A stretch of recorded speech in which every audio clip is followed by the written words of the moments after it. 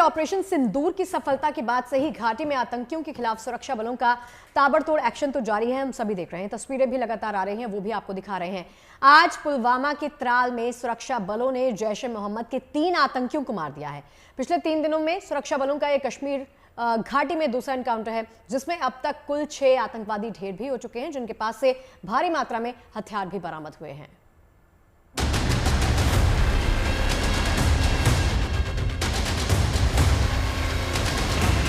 घाटी में आतंकी साजिशों पर ताबड़तोड़ वार। देश का अमन चैन बिगाड़ने वालों पर सेना का प्रहार। पाकिस्तान में आतंकियों के खिलाफ ऑपरेशन सिंदूर की सफलता के बाद अब कश्मीर घाटी से आतंक का सफाया करने का अभियान तेजी से चल रहा है। सुरक्षा बलों को आज त्राल के नादेर गांव में आतंकी संगठन जैश-ए-मोहम्मद के कुछ आतंकियों के छिपे होने की खबर मिली थी। खबर मिलते ही सेना ने पूरे इलाके को घेर लिया। सेना के जवानों ने घने जंगलों में छानबीन शुरू की। ड्रोन से पूरे इलाके की निगरानी की गई। जवानों की मुस्तैदी देखकर आतंकियों के हाथ पांव खुलने लगे और आतंकियों ने सेना के जवानों पर फायरिंग शुरू कर दी। जवाबी कार्रवाई में भारतीय सेना ने आतंकियों को मुंहतोड़ जवाब देते हुए तीनों आतंकियों को ढेर कर दिया। सुरक्षा बलों के लिए बड़ी सफलता है। जो 3 जैश के आतंकी मारे गए हैं इस मुठभेड़ में, उनकी तलाश सुरक्षा बलों को काफ़ी समय से थी और कई सारे आतंकी वारदातों में उनका हाथ बताया जा रहा है। जम्मू कश्मीर में पिछले 3 दिनों में ये दूसरा बड़ा एनकाउंटर है। इससे पहले शोपियां जिले के कैलर में 13 मई को सुरक्षा बलों ने एनकाउंटर में लश्कर-ए-तैयबा के 3 आतंकवादियों को ढेर कर दिया था। ऑपरेशन सिंदूर से बौखलाए आतंकियों की अब रातों की नींद भी उड़ गई है। सेना के शौर्य और पराक्रम के आगे आतंकी हताश और परेशान हैं और घाटी से भागने की फिराक में हैं। पुलवामा जिले के त्राल इलाके में एक मुठभेड़ में जैश-ए-मोहम्मद के 3 स्थानीय आतंकियों को मार गिराया।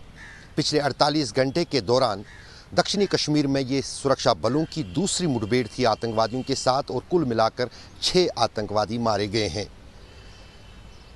मंगलवार सुबह को इसी तरह एक और इनकाउंटर में शोपियां जिले के केलर इलाके में 3 लश्कर आतंकी मारे गए थे, जिनके कब्जे से भारी मात्रा में हथियार और गोला बारूद बरामद हुआ था। सुरक्षा बलों का कहना है कि ऑपरेशन सिंदूर जारी है और इसके चलते न सिर्फ जम्मू कश्मीर में आतंकवाद के खिलाफ प्रहार जारी रहेगा, बल्कि सीमा पार भी यदि ज़रूरत पड़ी तो आतंकवाद के खिलाफ ऑपरेशन सिंदूर तब तक चलता रहेगा जब तक पहलगाम के गुनाहगारों को सज़ा नहीं मिलती है। जाहिर है घाटी में सेना की एक के बाद एक सफलता से आतंकियों के हौसले पस्त हो गए हैं। इससे पहले बुधवार को शोपियां के केलर में सुरक्षा बलों ने भारी मात्रा में हथियारों का जखीरा भी बरामद किया था। आपको हम जो है एम्यूनिशन दिखाने की कोशिश करेंगे कि ये एम्यूनिशन उनके यहाँ से मिला है, जिसमें से कम 200 राउंड आप देख सकते हैं कि एके के हैं। और आपको हम और भी जो है यहाँ पे एम्यूनिशन दिखाने की कोशिश करते हैं कि मैगजीन जो है बहुत सारे हैं। और यहाँ पे ग्रेनेड्स आप देख सकते हैं कि 3 है, कुछ पैसे भी है और 2 AK-56 और पाउच कुछ जो है यहाँ से मिले हैं। आपको बता दें कि इसमें जो है एक बड़ा आतंकी जिसका नाम जो है शाहिद कुटे था, जो कि बहुत जो है कई सालों से यहाँ पे सरगर्म था और मुख्तलिफ एंटी नेशनल जो है एक्टिविटीज़ में उसका हाथ बताया जा रहा है। आप देख सकते हैं कि भारी मिकदार में उनके यहाँ से गोला, असला और बारूद मिला हुआ है। फिलहाल घाटी में आतंकवाद के खिलाफ सेना का ताबड़तोड़ एक्शन जारी है और संदिग्ध इलाकों में सुरक्षा बल लगातार सर्च ऑपरेशन चला रहे हैं। आने वाले दिनों में भी घाटी में आतंकियों के खिलाफ सेना का अभियान इसी तरह जारी रहने की उम्मीद है। श्रीनगर से अशरफ वानी, शोपियां से एजाज डार के साथ bureau report, good news today. तो भारत पाकिस्तान के बीच सीजफायर के बाद हालात अब बेहतर होने लगे हैं। जम्मू कश्मीर से लेकर पंजाब और राजस्थान तक सीमा से सटे गांव में अब जिंदगी पटरी पर लौटने लगी है। सीजफायर के बाद पुंछ और अटारी जैसे इलाकों में स्कूल अब खुल चुके हैं और बच्चे स्कूल पहुंचने लगे हैं। वहीं अमृतसर में लगभग 1 सप्ताह के बाद एयरपोर्ट को एक बार फिर से खोल दिया गया है। कुल मिलाकर सीजफायर के बाद सरहद से सटे इलाकों में शांति की हवा एक बार फिर से बहने लगी है। जहां कुछ दिन पहले तक दिन रात सायरन की आवाज गूंज रही थी, वहां अब बच्चों की हंसी और सुकून लौट आया है और जिंदगी की रफ्तार वापस पटरी पर लौटती हुई नजर आ रही है। तो ये तस्वीरें देखिए, अब वापस पटरी पर जिंदगी लौटती हुई नजर आ रही है। बच्चे स्कूल जा रहे हैं। अमृतसर में भी हालात अब सामान्य हो गए हैं। अब एयरपोर्ट को भी खोल दिया गया है और कुछ दिन पहले तक दिन रात जहां पर ये सायरन की आवाज गूंज रही थी, वहां पर अब जाकर बच्चों की हंसी और सुकून वापस लौट आई है।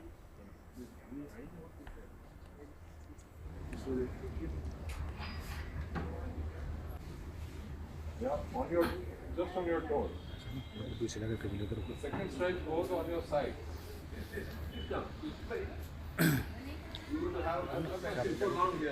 देखिए, राहत भरी और सुकून भरी ये तीन तस्वीरें आपकी टीवी स्क्रीन पर हैं। अमृतसर की तस्वीरें, पठानकोट की तस्वीरें, उदयपुर की तस्वीरें, जहां पर थोड़े दिन पहले जिस तरह की अशांति फैली थी, जिस तरह के हालात थे, जिस तरह का वायलेंस हमने देखा था, जिस तरह से लोग डरे सहमे थे, वो हालात अब सामान्य होने लग गए हैं। जिंदगी पटरी पर वापस लौटती हुई देखी जा सकती है। बच्चों ने स्कूल जाना शुरू कर दिया है। आम लोग जो हैं वो अपनी रोजमर्रा की जिंदगी में वापस लौटना शुरू हो गए हैं। तो यहाँ पर हालातों को देखकर ये लग रहा है कि अब जिंदगी जो है वो वापस ट्रैक पर आती हुई देखी जा सकती है।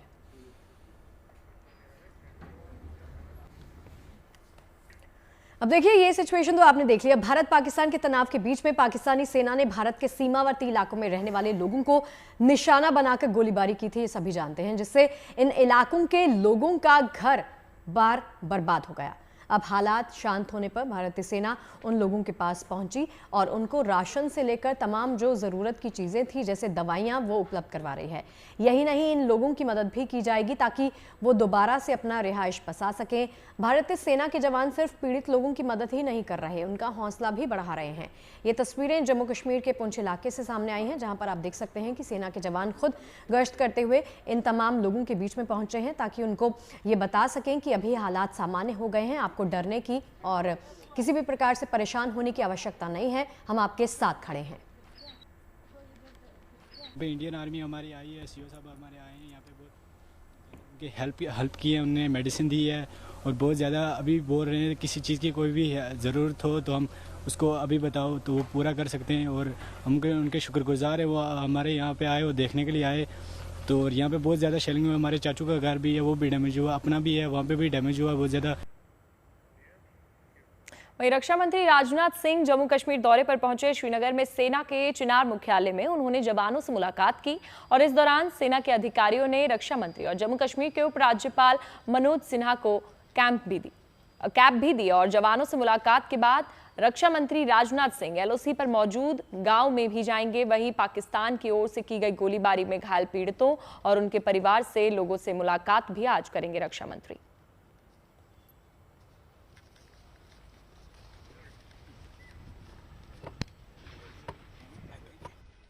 नहीं देते हुए अपना निवेदन समाप्त करता हूं। बोलिए जय हिंद, जय हिंद। यहाँ का घोष वाक्य क्या है? भारत माता की जय है। या बात है।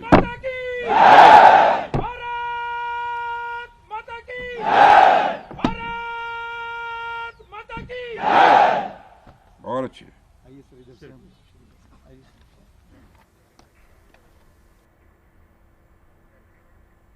और देखिए, तस्वीरें आपको दिखा रहे हैं, जवानों के साथ रक्षा मंत्री ने मुलाकात की है। ये उन तमाम इलाकों का दौरा करते हुए नजर आए हैं रक्षा मंत्री, जहां पर हालात थोड़े दिन पहले बहुत ही परेशानी भरे लग रहे थे। यहां पर ही हमला भी हुआ था। अब जवानों के बीच में उनका हौसला अफजाई करने के लिए खुद रक्षा मंत्री को आप देख सकते हैं, जवानों के साथ उन्होंने मुलाकात की है और ये जाना और समझा है कि फिलहाल यहाँ पर हालात कैसे हैं, लोग अपना रोजमर्रा की जीवन जो व्यतीत कर रहे हैं उसमें कितना बदलाव आया है। तो ये मुलाकात करते हुए इन तस्वीरों में आप राजनाथ सिंह को देख रहे हैं। इन तस्वीरों के माध्यम से रक्षा मंत्री राजनाथ सिंह जो कि जम्मू कश्मीर के दौरे पर पहुंचे हैं और श्रीनगर में सेना के चिनार मुख्यालय में उन्होंने जवानों के साथ ये मुलाकात की है और मुलाकात की ही तस्वीरें आपके सामने हैं।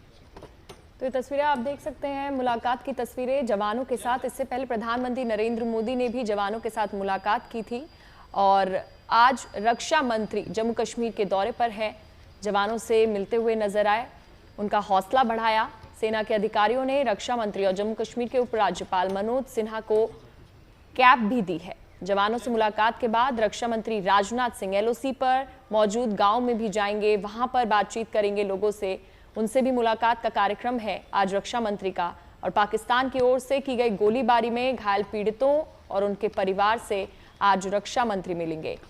ऑपरेशन सिंदूर के बाद ये रक्षा मंत्री का पहला दौरा है।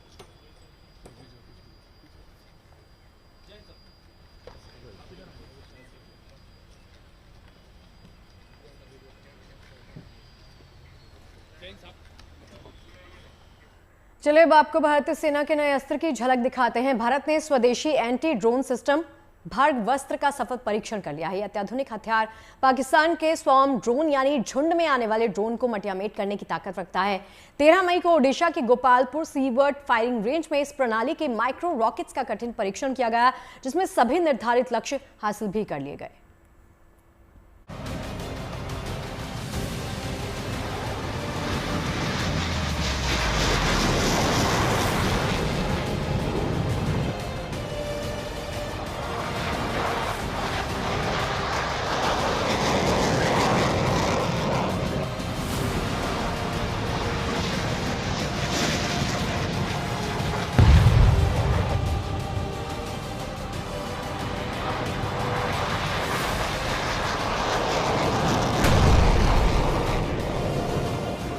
जम्मू कश्मीर के पहलगाम में हुए आतंकी हमले के जवाब में भारत ने ऑपरेशन सिंदूर के तहत पाकिस्तान के 9 आतंकी ठिकानों पर एयर स्ट्राइक की। इसके बाद पाकिस्तान की ओर से ड्रोन और मिसाइलों से हमले किए गए, लेकिन भारत के सुदर्शन चक्र यानी S-400 से डिफेंस सिस्टम ने सभी ड्रोन्स के परखच्चे उड़ा दिए। भविष्य में भी अगर पाकिस्तान ऐसी हिमाकत करता है तो उसे देसी तकनीक से मुंह तोड़ जवाब देने की तैयारी है। अब भारत ने स्वदेशी रूप से विकसित अत्याधुनिक hard kill mode counter drone system Bhargavastra की निर्माण किया है और ये हाइपरसोनिक मिसाइल सिस्टम भार्गवास्त्र अपने पहले टेस्ट में ही पूरी तरह सफल भी हुआ है, जो दुश्मनों के ड्रोन्स को पत्तों की तरह से जमीन पर बिछा देगा। 13 मई को उड़ीसा के गोपालपुर में बने सीवर्ट फायरिंग रेंज में इसका सफल परीक्षण हुआ। ये एंटी ड्रोन सिस्टम छोटे रॉकेट के जरिए ड्रोन के हमले को नाकाम करने में सक्षम है। भार्गवास्त्र महज कुछ सेकंड्स में ही अपने टारगेट को मार गिराता है। ये माइक्रो मिसाइल तकनीक पर आधारित है, जो दुश्मनों के ड्रोन्स और झुंड में उड़ने वाले ड्रोन्स को पहचान कर उन्हें नष्ट करने में सक्षम है। इसकी सबसे बड़ी विशेषता इसकी सटीकता और कम लागत है, जो इसे बड़े पैमाने पर ड्रोन हमलों से निपटने में प्रभावी बनाता है। कई डिफेंस एक्सपर्ट इस नई प्रणाली को भारत के आयरन डोम की दिशा में बढ़ता हुआ सीमाएं और भी ज्यादा महफूज होंगी और सेनाएं भी मजबूत होंगी। Bureau report, good news today. UP institute of forensic science में भारतीय सेना के जवानों और अधिकारियों को ड्रोन हमलों का मुकाबला करने के लिए फॉरेंसिक विशेषज्ञ के रूप में प्रशिक्षित किया जा रहा है। आपको बता दें कि इस प्रशिक्षण के जरिए वो ड्रोन हमलों के बाद घटना स्थल पर ही उनकी विधियों की पहचान कर सकेंगे और फॉरेंसिक टीम का हिस्सा बनकर काम करेंगे। ये पहल भारतीय सेना को ड्रोन खतरों से निपटने में और अधिक सक्षम बनाएगी। खासकर पाकिस्तान द्वारा चीन के ड्रोन का उपयोग करके की जा रही जासूसी के मद्देनजर हाल ही में भारत पाकिस्तान के बीच युद्ध में ड्रोन का प्रयोग किया गया था। बहरहाल प्रशिक्षण प्रक्रिया का पूरा जायजा लिया लखनऊ से हमारे संवाददाता आशीष श्रीवास्तव ने।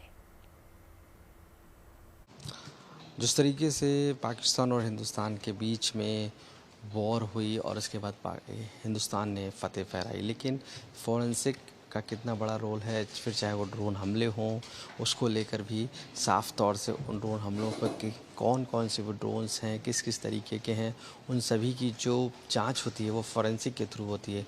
अब उत्तर प्रदेश के फॉरेंसिक इंस्टीट्यूट ने साफ तौर से ये दिखाया है, यहाँ पर आर्मी के जो जवान हैं उनको ट्रेनिंग दे रही है कि वो मौके से ही जब वो फील्ड पर मौजूद हैं तो वहीं से पहचान लें कि आखिर किस तरीके के फॉरेंसिक टूल के ज़रिए वहाँ पर यूज़ किया जा रहा है। तो ये आप जो ट्रेनिंग सेंटर है वहाँ पर ट्रेनिंग भी दी जा रही है और उस ट्रेनिंग में ये बताया जाता है कि किस तरीके से वहाँ पर जो ड्रोन्स हमले हुए या किस तरीके का जो एलिमेंट है वो सब वहाँ पर मिला। वो ये सभी जो जवान हैं, जो आर्मी के लोग हैं, ये तकरीबन यहाँ पर खुद सीखने के लिए पहुँचे हैं और ऐसे में ये इंस्टीट्यूट सिखाता है कि फॉरेंसिक में किस तरीके से वो इन चीज़ों को आइडेंटिफाई कर पाएंगे और वही फॉरेंसिक जिससे वो उनके फील्ड में मदद करेगी कि आखिर वो अगर युद्ध क्षेत्र में भी हैं तो किस तरीके से वहाँ के जो चाहे वो ड्रोन्स हों, वेपन्स हों, उन सभी पर एक अपनी जो स्टडी है उसको वहाँ पर अमल ला पाएंगे। तो इस तरीके की भी तैयारियाँ पूरा इंस्टीट्यूट ये कराता है और उसी के तहत यहाँ पर कई जो जवान हैं वो सब ट्रेनिंग लेते हैं। फिर चाहे साइबर सिक्योरिटी से हो रिलेटेड हो या साइबर अटैक से हो, उन सभी जगह पर कैसे उसको प्रिवेंटिव तौर पे बचना है, ये एक स्पेसिफिक तैयारी इस उत्तर प्रदेश के इस फॉरेंसिक इंस्टीट्यूट में कराई जाती है, जो अपने आप में ही एक अनोखी और अलग तरीके की तैयारी है। इस बार भी जब देखा गया जो वॉर हुई उसमें भी ड्रोन्स अटैक हुए, जिस तरीके से डिजिटल अटैक हुए, उसको लेकर अब बहुत समय इंतज़ार नहीं करना होगा। सेना मौके से ही उन सभी चीज़ों को आइडेंटिफाई कर लेगी, पता कर लेगी और इसके लिए अब एक्सपर्ट्स पूरी तरीके से हिंदुस्तान में सेना के अंदर तैयार कर दिए गए हैं। लखनऊ से कैमरा पर्सन गौरव गुप्ता के साथ आशीष श्रीवास्तव। देखिए, अंतरिक्ष में मौजूद भारत के सैटेलाइट सुरक्षा के लिहाज से बेहद अहम जानकारियां देते हैं और यही वजह है कि देश की सुरक्षा में सैटेलाइट्स के इस्तेमाल को बहुत ज्यादा अहमियत दी जाती है। अब इसी कड़ी में रक्षा मंत्रालय ने एक और बड़ा फैसला लिया है, जिसमें SBS-3 प्रोजेक्ट के तहत उपग्रहों की तैनाती 4 साल में होनी थी, उसकी समय सीमा घटाकर अब महज 1 साल कर दी गई है। ये SBS-3 प्रोजेक्ट क्या है, इससे क्या होगा, कैसे ये काम करता है, जानने के लिए देखिए हमारी खास रिपोर्ट।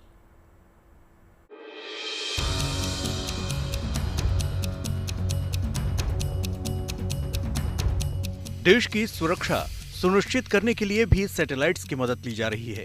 हाल ही में इसरो प्रमुख वी नारायणन ने देश की सुरक्षा और संरक्षा के लिए 10 उपग्रहों के लगातार 24 घंटे निगरानी करने की बात कही थी और अब देश की सुरक्षा को मजबूत करने के लिए एक बड़ा फैसला लिया गया है। अंतरिक्ष आधारित निगरानी SBS-3 कार्यक्रम के तहत 52 जासूसी उपग्रहों की तैनाती की समय सीमा को 4 साल से घटाकर सिर्फ 1 साल कर दिया गया है।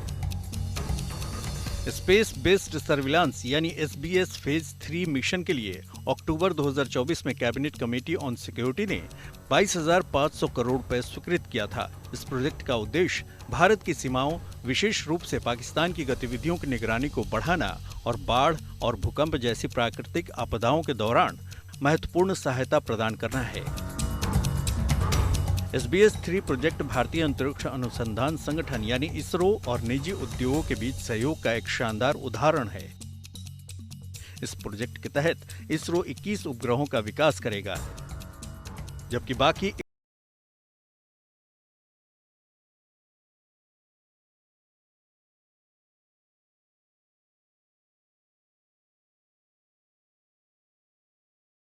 जो अंतरिक्ष में एक दूसरे के साथ संचार करने में सक्षम होंगे।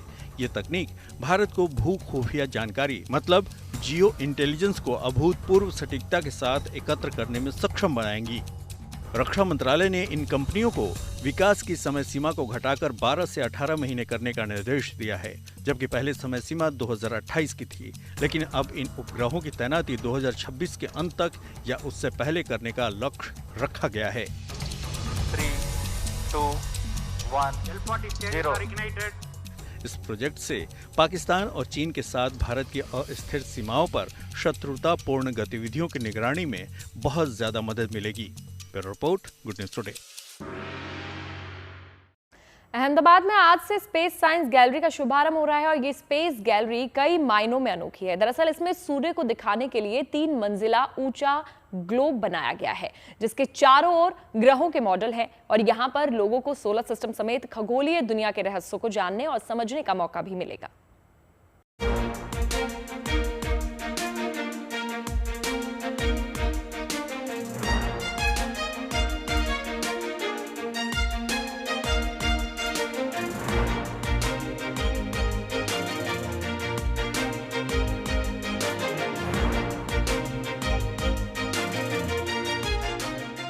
गुजरात सरकार के विज्ञान और तकनीकी विभाग के तहत आने वाले अहमदाबाद के गुजरात साइंस सिटी में खगोल और अंतरिक्ष विज्ञान की ये नई गैलरी लोगों के आकर्षण का नया केंद्र है।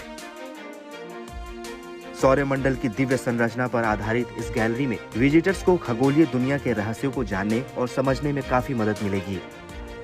ऐसी ही एक गैलरी, तीसरी गैलरी हम ऐड कर रहे हैं जो स्पेस साइंस और एस्ट्रोनॉमी के सारे पहलुओं को दर्शाती है कि जो अभी जो मानव जाति है उसकी जानकारी में इसके जितने भी पहलू है उसको करीब करीब सभी को इसमें दिखाने का, दर्शाने का प्रयास किया गया है। गुजरात साइंस सिटी में astronomy and space science gallery का निर्माण 12,797 वर्ग मीटर में किया गया है। गैलरी के ठीक बीच में सूर्य का प्रतिनिधित्व करने वाला 3 मंजिल जितना ऊंचा विशाल ग्लोब बनाया गया है, जिसके चारों तरफ बाकी के ग्रहों की संरचना तैयार की गई है।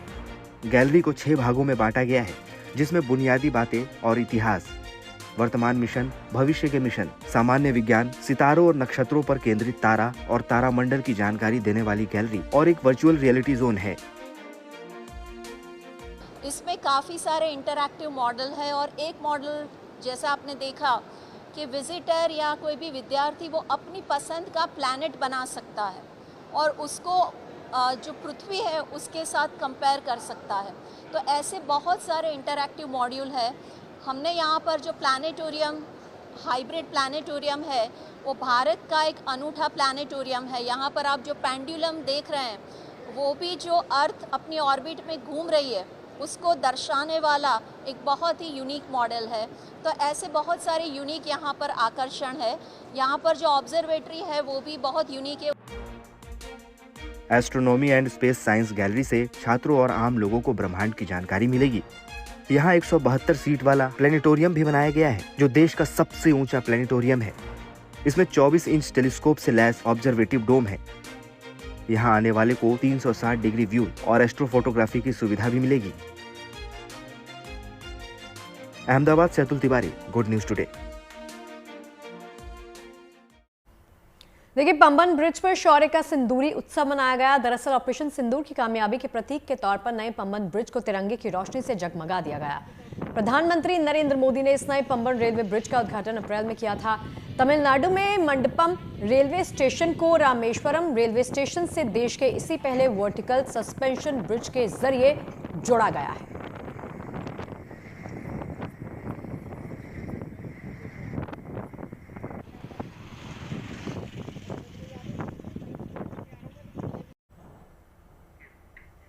और चलिए अब बात करते हैं दिल्ली की।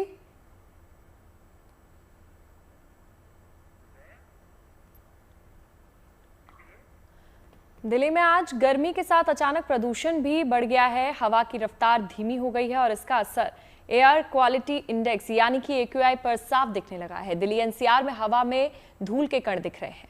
देखिए, कुछ इलाकों में AQI की बात करें तो ये फिर से 400 के ऊपर पहुंच गया। पिछले कुछ दिनों में गर्मी भी लोगों को परेशान कर रही है। बढ़ा हुआ वायु प्रदूषण भी नई चुनौती अपने साथ लेकर आया है। तो दिल्ली के हालात आपको दिखा रहे हैं। फिर से दिल्ली की जनता जो है, दिल्ली वासी जो हैं, वो प्रदूषण से दो चार हो रहे हैं। तमाम इलाकों के AQI की बात करें तो कई इलाकों में AQI 350-400 के पार पहुंच गया है और इस हवा में सांस लेना फिर से एक बार आम जनजीवन के लिए, आम लोगों के लिए दूभर होता जा रहा है। तो दिल्ली में वायु प्रदूषण एक बार फिर से बढ़ता हुआ नजर आ रहा है। ये सुबह की तस्वीरें आप देख रहे हैं। कुछ इलाकों में अब AQI 500 के पार पहुंच गया है। NCR के कई इलाके इससे प्रभावित हुए हैं और बढ़ता हुआ प्रदूषण अब नजर आ रहा है। ऐसे में सुबह सुबह गाड़ियों की रफ्तार भी काफी धीमी हो गई।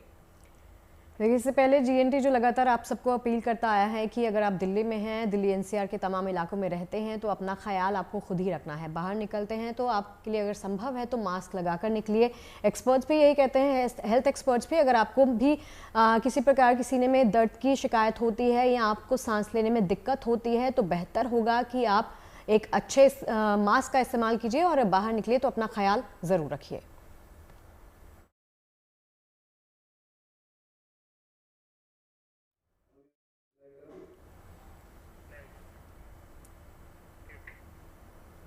और अब आपको दिखाते हैं अनंत अंतरिक्ष की कुछ खास तस्वीरें।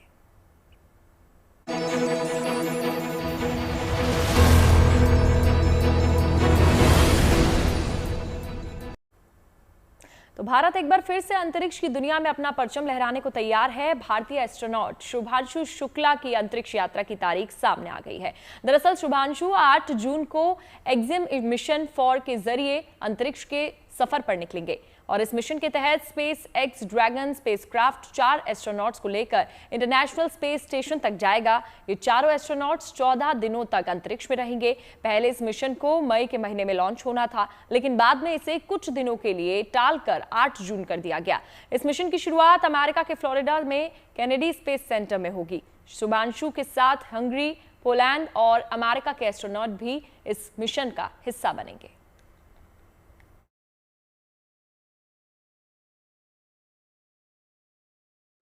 बात करते हैं जलवायु परिवर्तन की। वैसे तो देखिए क्लाइमेट चेंज पूरी दुनिया में हो रहा है, लेकिन अफ्रीकी देशों में इसका कुछ ज्यादा ही असर दिखाई दे रहा है। लिहाजा यहाँ पे जलवायु परिवर्तन के बारे में जागरूकता के लिए लोग पारंपरिक रास्ता अपना रहे हैं। कांगो में पपेट के जरिए जलवायु परिवर्तन से हो रहे दुष्प्रभाव के बारे में लोगों को जागरूक किया जा रहा है। देखिए हमारी खास रिपोर्ट।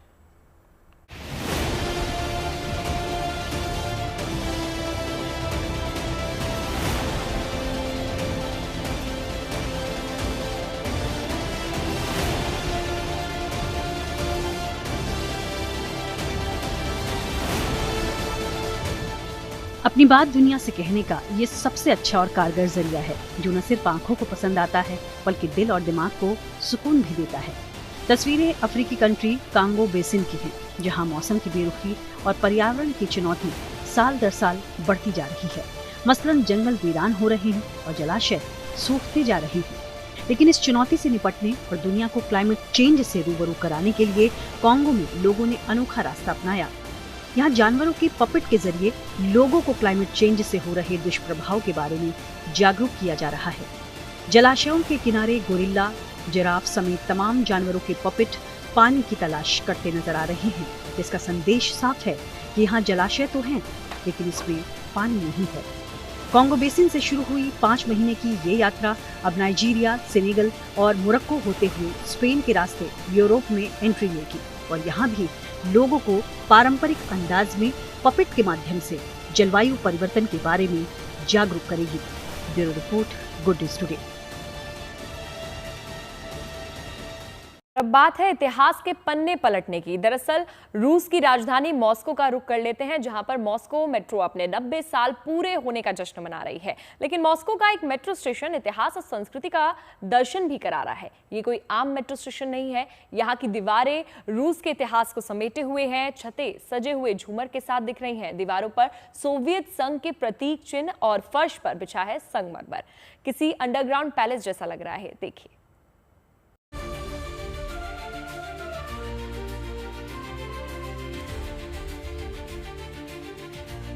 मॉस्को मेट्रो, जहां सिर्फ ट्रेन नहीं चलती बल्कि इतिहास बहता है।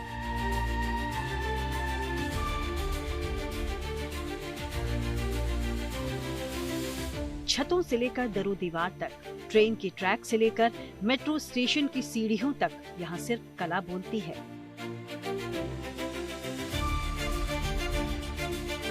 बारीक कांच से बने झूमर, दीवारों पर सोवियत संघ के प्रतीक चिन्ह और फर्श पर बिछा संगमरमर, मानो कोई मेट्रो स्टेशन नहीं बल्कि इतिहास के पन्नों में दर्ज एक बेशकीमती महल हो।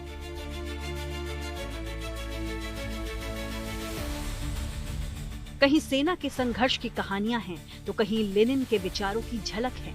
ये मेट्रो स्टेशन नहीं बल्कि चलता फिरता म्यूजियम जान पड़ता है।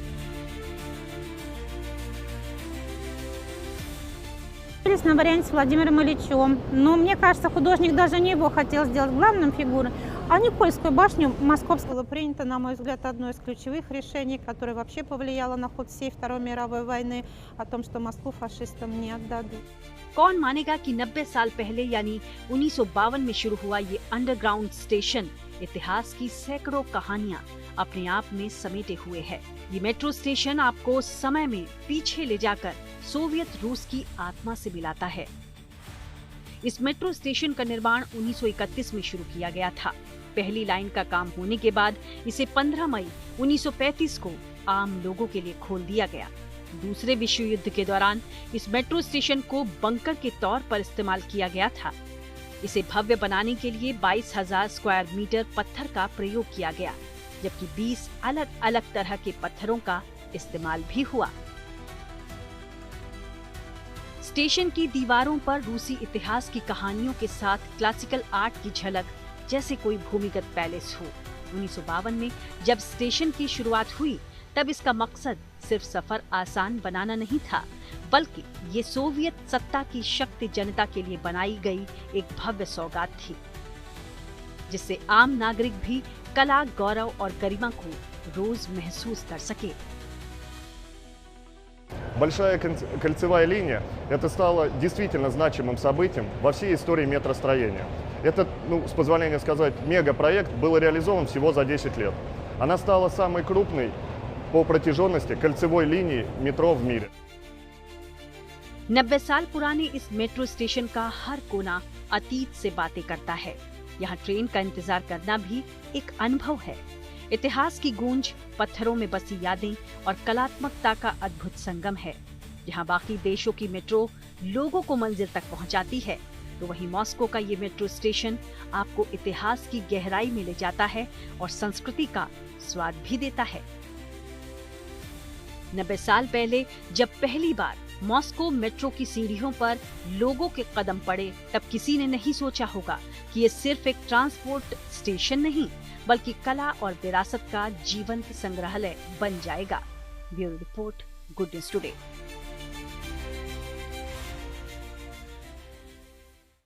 और चलिए अब आपको 78वें कैन फिल्म फेस्टिवल की रौनक दिखाते हैं। ओपनिंग सेरेमनी में उर्वशी रौटेला और पायल कपाड़िया छाई रही। देखिए 24 मई तक चलने वाले फिल्म फेस्टिवल के पहले दिन की एक छोटी सी झलक।